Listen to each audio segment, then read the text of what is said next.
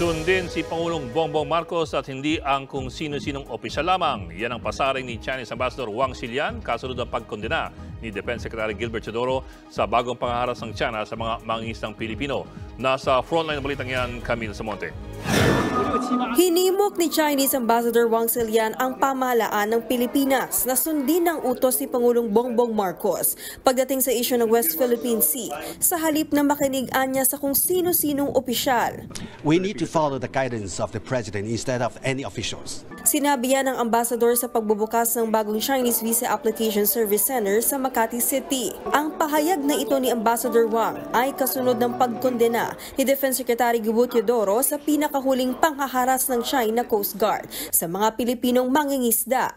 Giit ni Teodoro, walang karapatan ng China na gawin ito. Nitong January 12, bigong maiuwi ng mga kababayan natin ang mga nakuha nilang taklobo sa Scarborough Shoal dahil ipinabalik ito sa dagat ng China. Ayon pa kay Ambassador Wang, dapat gayahin ng mga opisyal ng bansa ang pagsunod ni Pangulong Marcos sa One China policy. Kamakailan lang, sinabi ni PBBM na kinikilala ng Pilipinas ang naturang polisiya. Ikinatuwaya ng China, sabay giit na probinsya ng China ang Taiwan at China lang ang pwedeng mamahala rito. Welcome and we appreciate President Marcos reiterating One China policy and emphasizing that Taiwan is a province of China and the Philippines is not endorsing Taiwan independence. Nitong January 17, nang magpulong ang Foreign Ministry ng Pilipinas at China, nagkasundo ang dalawang bansa na magkaroon ng mas maayos na komunikasyon pagdating sa maritime concerns at pahupain ang sitwasyon sa pamamagitan ng maayos na usapan.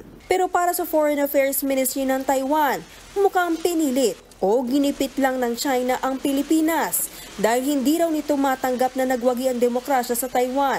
Halata raw na hindi naiintindihan ng komunisang sistema ng China ang tunay na kahulugan ng demokrasya. Nagbabalita mula sa Frontline, Camille Samonte, News 5. Mga kapatid, Ed Lingaw po, maging maalam at may pakialam sa mga napapanahong balita sa ating bansa. Para sa mas malalimang pagtalakay at paghimay sa mga issue at headlines, tumutok lamang at pag-subscribe sa social media pages ng News 5.